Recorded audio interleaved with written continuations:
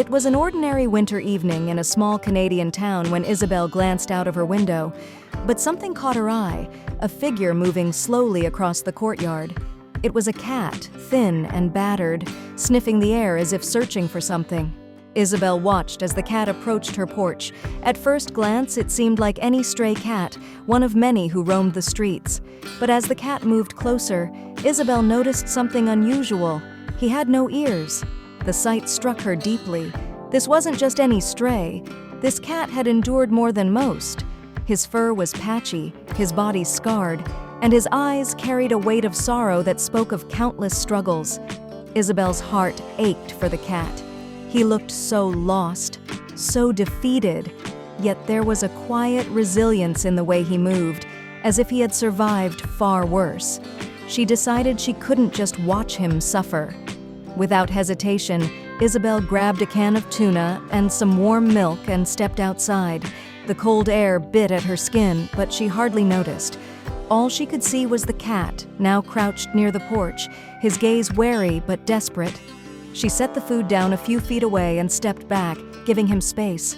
The cat hesitated, his instincts urging him to flee, but hunger won out. He crept forward, sniffing cautiously before devouring the meal. Isabel watched in silence, her heart breaking for the poor creature. This wasn't just a stray. This cat had a story, one filled with pain and hardship. The next day, Isabel decided to take action. She contacted a local shelter and arranged to have the cat, whom she had already named Hansik in her mind, brought in for a checkup. The shelter staff were kind but realistic as they examined him. Hansik, as they officially named him, was in rough shape. Parasites infested his body, old wounds and scars marked his skin, and tests revealed that he had the feline immunodeficiency virus.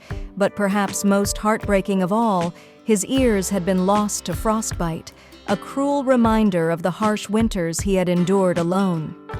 The vet shook his head sadly, noting that Hansik must have been living on borrowed time. The shelter staff joked darkly that he had used up 8 of his 9 lives, but they promised to do everything they could for him. Hansik was placed in the shelter's care, and over the next 3 months, a remarkable transformation began. If you liked the video, put like and subscribe to the channel, where you will find a lot of interesting things.